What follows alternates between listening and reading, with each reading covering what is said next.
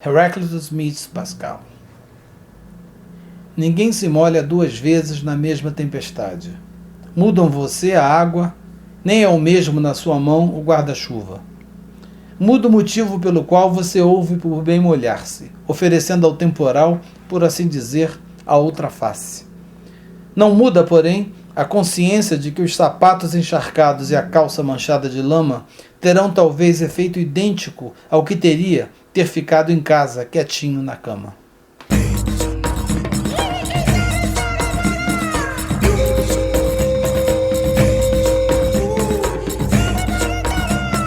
Olá, amigos do Livrada, bem-vindos a mais uma entrevista. Nosso convidado de hoje é apenas o maior poeta vivo brasileiro, Paulo Henriques Brito. Tudo bem, Paulo? Como é que você está?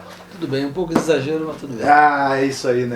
O Paulo que está aqui na cidade hoje para um evento na Biblioteca Pública do Paraná, muito gentilmente cedeu essa entrevista aqui pra gente. Então a gente vai falar agora sobre a poesia dele, né? Focando aí no Formas do Nada. Tem um livro que vai ser lançado ainda esse ano, né? E a gente vai falar um pouquinho sobre a sua trajetória como poeta e um pouquinho sobre o seu fazer poético de uma maneira geral. Então, Paulo, eu queria primeiro começar perguntando sobre o Formas do Nada. Eu acho que, você lendo assim a sua trajetória, o Macau e o Trovar Claro, que são esses dois livros que estão aqui, são um pouco mais, digamos, mais leves em relação à vida, em relação à sua visão, do que o Formas do Nada.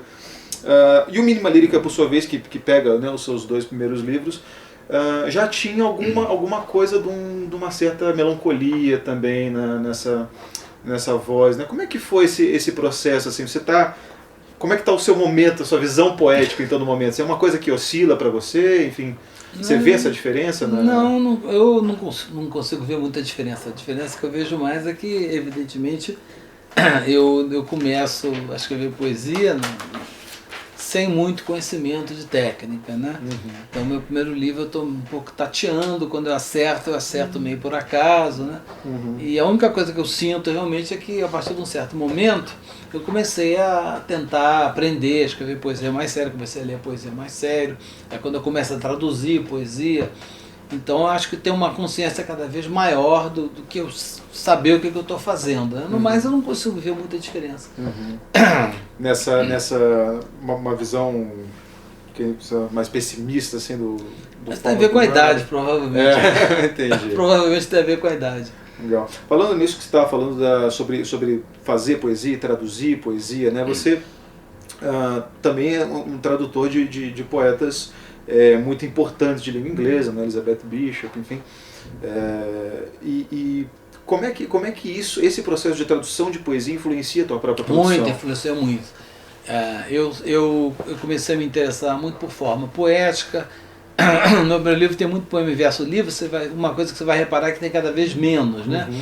Eu comecei a me interessar cada vez mais por forma poética e, ao mesmo tempo, eu nunca perdi o interesse pelo uso em poesia de uma linguagem coloquial. Para mim isso é a grande conquista, a grande coisa do modernismo que não tem como voltar atrás. Uhum. O verso livre foi uma novidade, mas você hoje em dia não precisa mais fazer com verso livre, você pode fazer de qualquer forma, né? Acho que a grande coisa que o modernismo trouxe, para mim é um caminho sem volta, isso, é que você aposentar uma certa dicção elevada, entendeu? Uhum. Então você tem que usar em poesia as palavras que você usa normalmente, você tem que usar a sintaxe normal, né? E ao mesmo tempo eu comecei a me interessar muito por forma poética.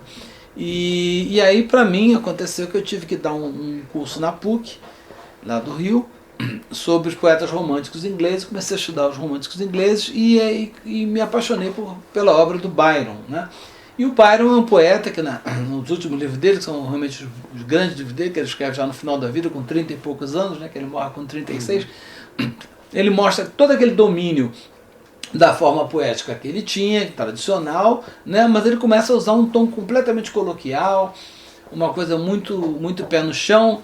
E quando eu li aquilo, eu digo, mas isso é tudo que eu quero, né? É exatamente isso que me interessa, trabalhar com uma forma mais rigorosa e ao mesmo tempo não abandonar a questão de uma linguagem totalmente bandeiriana, de uma linguagem completamente despoeticizada, né? Uhum. E ao traduzir o livro do Byron, que eu fiquei uns 5, 6 anos traduzindo nas horas vagas, né? O Beppo, aquilo me alimentou esse lado, né? Então eu comecei cada vez mais a trabalhar com formas mais ou menos rigorosas, muito com soneto, com decassílabo, até versos de 12 sílabas, mas sempre sem abrir mão de uma sintaxe completamente não marcada, de uma coisa que não tivesse nenhuma literatice, né?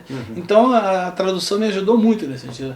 Elizabeth Bishop é a mesma coisa, uma poeta que trabalha também muitas vezes com formas fixas e com uma linguagem completamente coloquial. A gente estava falando sobre a tradução de poesia e bom, traduzir poesia é um processo quase de coautoria, né, de cocriação. Tradução assim, literária né? Só que na poesia fica mais claro isso, né? Você tem o tempo todo que tomar uma série de decisões que aquele tem que funcionar como um poema na língua para a qual você está traduzindo e ao mesmo tempo tem que ser, abre aspas, fecha aspas, a mesma coisa que o original. Né?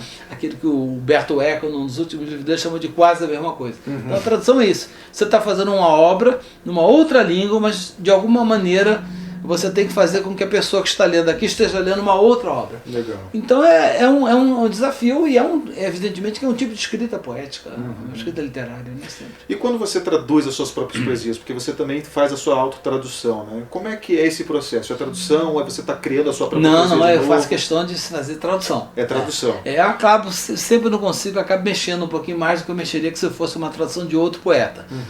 Como o poema é meu, eu me sinto mais ou menos à vontade. Sim. Mas você pode observar que realmente são versões de um mesmo poema. Eu tento fazer, não uma recriação nova, tento realmente fazer aquele poema numa outra língua. Eu só tenho duas línguas, na outra língua que eu falo.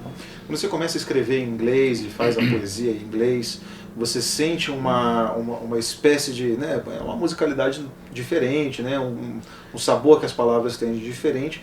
E como é que você resolve escolher o idioma, né, dependendo do que você quer escrever? O poema, 90% das vezes, o poema vem em português e tem uns 10% que vem em inglês. Normalmente os poemas partem de palavras, de ritmos, né, e não de uma ideia abstrata, né, é muito mais de uma coisa mesmo. E às vezes eu estou lendo um texto em inglês, tem uma palavra, tem um ritmo ali que pega, então sai daquilo, né, e dependendo de qual for o ponto de partida vai ficar naquela língua. E às vezes sai um poema numa língua e eu resolvo, esse poema tem potencial para existir na outra língua, aí eu faço a tradução. É mais assim, uma coisa, é um desafio que eu me imponho, né, sem mudar, sem fazer um poema novo. Entendi. Então o teu processo de criação ele é estritamente, ele é majoritariamente racional, ou por ele ser, ou tem alguma hora que você abandona a mecânica de verso e técnica para deixar algum tipo de... Eu não sei se é racional. Racional é uma palavra meio complicada, não sei se é racional. Tem um lado aí, vem uma palavra, um texto que eu estou lendo, até uma coisa que eu ouço, um ritmo, né? E aquele é o ponto de partida. Tem uma parte aí que é uma coisa meio imponderável. Agora o processo da elaboração, principalmente da reelaboração, à medida que o poema vai chegando mais para o final, aí realmente vai ficando cada vez uma coisa mais consciente. Eu diria que tem um componente inicial, talvez, que é uma coisa não muito claramente racional. Né? Mas eu insisto nesse ponto. Raramente o poema nasce de uma ideia. O mais comum é ele nascer ou de uma palavra, ou de uma expressão, ou às vezes até de uma estrutura rítmica. Às vezes é um ritmo que me pega. Uma parte, sei lá, estética dele, assim. Uma sucessão de sílabas, tantas sílabas átonas e tantas tônicas. Aquele surge na minha cabeça, muitas vezes lendo um outro texto. Aliás, é uma principal fonte, né, de poemas para mim, lendo não necessariamente poemas, lendo textos de outros autores, e daquele texto eu tiro uma coisa. Legal. Você estava falando sobre as mudanças que a poesia sofreu no pós-modernismo, né? E você, no Formas do Nada, você brinca bastante com a forma também dos poemas, né? As formas dos poemas, né? Então, assim, você brinca muito com sonetos, mas são sonetos meio esquisitos, são sonetos meio Isso eu acho bacana. Você pegar uma forma fixa e, de certo modo, subverter um pouco essa forma. Isso é o que eu mais gosto de fazer. Ou inventar uma forma nova, definir regras completamente novas, inventar uma forma e fazer só aquele poema, fazer uma meia dúzia de poemas e acabou. Ou então pega uma forma que já existe para lá de canonizada, como é o soneto, e fazer uma intervenção. Daí sai aqueles meus sonetetos e sonetoides Soneto cortado pela metade. Exatamente. Uma frase que continua no outro verso. Eu gosto muito de fazer esse tipo de coisa. Entendi. E assim, a gente estava falando das evoluções da forma poética, mas você vê nesse pós-modernismo, nessa produção atual, você vê algum tipo de esgotamento de forma da poesia? Ou você acha que sempre tem por onde? Enfim, né? Não, eu não vejo esgotamento. O que eu acho é o seguinte: quando uma forma começa a predominar por muito tempo, né, há uma certa tendência a você já partir para um certo clichê, né? No auge do sonetismo, né, na época do parnasianismo, né, os sonetos praticamente se autoescreviam, né, que eles já vinham, né? E eu imagino que uma das coisas por trás de as pessoas agora estarem trabalhando de forma diferente é um certo esgotamento do verso livre, do tipo de verso livre que ainda se pratica muito, né? Houve um momento em que você partiu um verso no meio de uma palavra, botar tudo com letra minúscula, não usar pontuação, era uma coisa inovadora. Não é mais, o que há de acadêmico hoje em dia, digamos, de tradicional, você vai fazer um verso sem pontuação com letra minúscula partindo do verso no meio de palavras. Então, pode estar havendo um esgotamento desses modelos, se bem que tem gente que faz coisas maravilhosas ainda com isso. Mas eu acho que não sou só eu, várias pessoas que estão agora trabalhando com formas antigas, mexendo nessas formas, talvez é uma maneira de você evitar que é muito fácil escrever um poema piada em verso livre, né? Virou muito fácil isso. Então talvez a tentativa de fazer uma coisa um pouco diferente, para o poema já não sair pronto. Entendi. Então é uma espécie de esgotamento ao contrário. Então se esgotando as formas inovadoras. O que era muito inovador há 50 anos já não é inovador, né? Então acho que bacana é que as pessoas estão... Aí o que você faz? Você vai a um passado anterior, isso é muito engraçado, né? O Ezra Pound começa a escrever, os primeiros poemas do Ezra Pound são numa dicção pseudo-arcaica, do inglês pseudo-arcaica. Ele está reagindo contra aquela poesia georgiana, aquela poesia romântica tardia de língua inglesa. O que ele faz? Ele vai buscar inspiração lá antes, né? Vai lá para o Dan, lá para os metafísicos, vai para Dante, né? Então você pular umas 2 etapas históricas atrás é uma maneira interessante de você achar uma coisa nova. Isso sucede com a música também, né? O pessoal faz bastante isso, né? Muito. Na década de 90 se inspirando na década de 70. Exatamente, 2000, você pula assim, 80, imediatamente anterior e vai para uma coisa lá 2 ou 3 ou 4 gerações atrás, e aquilo ali trazido agora e modificado, que inevitavelmente vai se modificar, aquilo vira uma coisa nova, vira um novo tipo de novo. E a poesia tem também essa coisa que as artes de apreciação assim, maiores, elas têm que você, com distanciamento, você tem um outro tipo de avaliação sobre elas também, né? Sim, claro. Você vê a tua obra hoje, a tua primeira produção poética, assim, de uma maneira diferente da que você via quando você tinha começado a fazer? Não, a principal diferença é isso. Quando eu comecei a escrever poesia, eu não era nem um grande leitor de poesia. Meu sonho, na verdade, era escrever ficção, né? E daí que eu fui estudar cinema, porque o meu barato era contar histórias, eu queria ser um ficcionista, né? E os poemas foram saindo meio que sem muita... Vários poemas do primeiro livro, pelo menos 2 poemas do primeiro livro, começaram como contos, que não deram certo e viraram poemas, né? E a grande diferença é que a partir de um certo momento, né? Eu diria que a partir do meu 3º livro, provavelmente, eu já estou conscientemente aí sabendo que o meu negócio é fazer poesia e tentando fazer, né, uma coisa de uma maneira um pouco diferente do que eu fiz antes, tentando incorporar coisas que eu estava aprendendo, lendo e trazendo dos outros poetas. Então, a partir daí, minha poesia fica um pouco mais autoconsciente nesse sentido. Legal. E quando você começou a fazer poesia, quem que eram os seus mestres assim, da poesia? Quem que eram as pessoas que você falava? Olha, assim? quando eu começo a ler poesia, eu não leio muita poesia nessa época, mas eu leio alguns. Quem que eu leio? Bem, obviamente, no Brasil, em língua portuguesa, o meu poeta que eu mais li realmente foi Pessoa, né? Eu comecei lendo poesia em inglês quando eu morava nos Estados Unidos, quando eu era menino, morava em Washington. Foi lá que eu descobri a poesia. Eu tive uma professora no primário que me deu para ler, na verdade, o primeiro ano do secundário, me deu para ler Whitman, Shakespeare, Emily Dickinson. Então eu descobri poesia em língua inglesa. Quando eu volto para o Brasil, eu começo a me interessar. O que tem em português de interessante? Aí descubro Pessoa, que foi assim para mim, talvez até hoje seja o poeta que eu mais leio em língua portuguesa. E aí, em Drummond, a descoberta de Cabral já foi um pouco na época que eu estava começando a escrever, lá para os 20 anos de idade, eu descubro Cabral. Aquilo para mim foi um momento muito importante, a descoberta do Cabral. Bandeira foi outro poeta que eu li muito, né? Então eu não tinha um repertório muito grande, eu tinha um repertório maior até em inglês do que em português, quando eu começo a escrever poesia. Quem eu lia mesmo eram prosadores, né? Os autores que eu li durante a adolescência, muito, foram realmente prosadores. Legal. E para terminar, assim, você tem, assim, por conta do teu trabalho de tradutor, você está sempre mais ou menos em contato com a produção atual de prosa e poesia, enfim. Aqui no Brasil você também acompanha alguma coisa de poesia? Poesia, sim, eu dou um curso na PUC, na PUC eu atuo na pós-graduação de literatura, e eu dou um curso lá que eu dou quase todo ano, que eu pego 3, 4 poetas contemporâneos, a gente faz um mergulho na obra deles, lê alguma coisa de teoria, discussão teórica que está rolando, e a gente mergulha na obra de 2 ou 3 poetas, ou 4 poetas recentemente mortos ou vivos, né? Então eu estou tentando realmente fazer um acompanhamento mais ou menos completo, não dá para ser, mas eu tento ter uma ideia boa do que está saindo em poesia. Tudo que eu tenho para acompanhar, realmente, eu não tenho tempo mais de ler ficção. Claro que tem um outro ficcionista brasileiro que eu gosto, que eu corro atrás, leio coisas estrangeiras, mas o único que eu estou tentando ler sistematicamente, a única produção que eu estou tentando acompanhar sistematicamente é a produção poética brasileira. E basicamente o que sai em livro. Eu me pergunto em blogs e sites de literatura, eu digo, não tem tempo. Eu mal consigo dar conta do que sai em livro, não tem condição de entrar agora em blogs, Instagrams. Não tem a menor condição. Né? Legal. Eu só começo a me estudar um poeta quando ele sai em livro. Então, 3 poetas contemporâneos, então, vivos aí, que estão atuantes aí, que você pode indicar pra gente. Tem muitos bons. Que faixa etária que você quer, assim? Pode ser um jovem, né? Bem jovem? Olha, tem muita gente boa. Vou ver o que eu posso citar dos jovens aí. Tem um poeta paulista, radicado em Berlim há muito tempo. Já está lá, acho que há mais de 10 anos, né? Que é o Ricardo Domenech, né? Ricardo Domenech. Você conhece ele? Tem o livro dele. Ele é muito bom, né?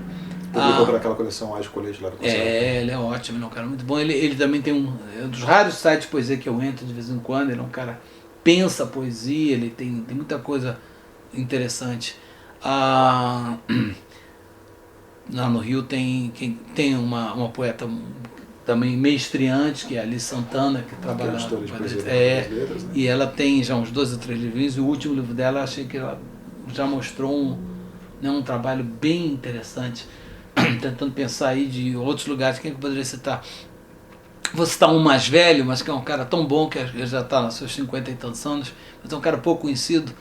Ele é de Juiz de Fora, chamado Edmilson de Almeida Pereira. Esse eu não conheço. Ele tem uma produção imensa, ele tem uma quantidade de livros muito grande publicada, e ele é muito, muito bom, é um cara interessantíssimo, ele tem uma formação, uma pegada meio antropológica, né? Mas é um poeta de mão cheia, e eu gosto sempre de falar o nome dele, porque ele é uma pessoa que merecia ter mais leitores. Ele publica por uma editora muito pequena, agora até que o último livro dele saiu pela 34, e imagino que ele agora vai ter um reconhecimento maior, mas é um cara que vale a pena conhecer o trabalho dele. Para terminar, assim, o lugar da poesia na sociedade hoje, na vida, assim, você vê como é que se... Né? Olha, não tem, né? Não tem muito não tem. É aquela coisa, né? O teatro morreu. Não, o teatro não morreu, mas ele não é mais o que era. Veio o cinema, veio a televisão, né? Durante muito tempo, eu diria que a maneira que as pessoas mais consumiam lirismo era a música popular, né? Eu fui jovem no período que a música popular estava no auge no Brasil e no mundo. Já não está mais, né? A música popular já não é mais o que foi nos anos 60, nos anos 70. Agora está surgindo uma coisa nova, que é o rap, que não é música popular, né? Eu diria que é mais próximo da poesia tradicional do que a música popular foi, né? A canção popular. É ritmo e poesia. Canção popular que foi, acabou a canção, morreu a canção popular? Não morreu. Mas é como o teatro, digamos assim, não é mais... Até o cinema já não é mais a coisa da vez. A bola da vez agora é a série feita para televisão, não é o cinema. Mas o cinema não deixou de existir, né? Então a poesia nunca deixou de existir. Mas ela teve um auge em matéria de público, eu diria que foi o período romântico. O Byron, né, esse poeta que eu traduzi, que eu acabei virando um estudioso do Byron, o Byron publicou um livro de poesia no início do século XIX que vendeu 10 mil exemplares em um dia, esgotou. Rockstar. Você imagina o que é isso? Londres, na década de 1910, 1920, ela se vender 10 mil exemplares no dia. Pois é. Então esse foi o auge da poesia, o século XIX, como forma de arte, né? E de lá para cá a poesia foi cada vez ocupando um nicho menor, né? Chegou a canção popular, desbancou de vez aqui no Brasil, né? Agora já está abrindo mão para outra coisa. Agora a poesia vai sempre existir, ela tem um público pequeno, né? Agora a poesia tem uma grande vantagem, né? É a única forma de arte que exige zero de infra. O pintor precisa de tinta, precisa de tela, o compositor precisa de um instrumento musical, né? Vários poemas foram escritos mentalmente, né? O Solzhenitsyn, né, quando era prisioneiro político lá na União Soviética, ele compôs um longo poema, decorou o poema. Quando ele pôde sair de lá, ele escreveu o poema. Então, poesia é a única arte, você não precisa de nada. Papel e lápis, nem mais papel e lápis, você pode só pensar o poema. Um dia você passa ele direto para o computador, né? Então tem esse lado legal, é uma arte que você não investe em. Não precisa de você compor uma peça sinfônica, você mobilizar uma orquestra sinfônica, precisa de dinheiro, precisa de alguma infraestrutura, de algum mecenas, pois você não precisa de nada.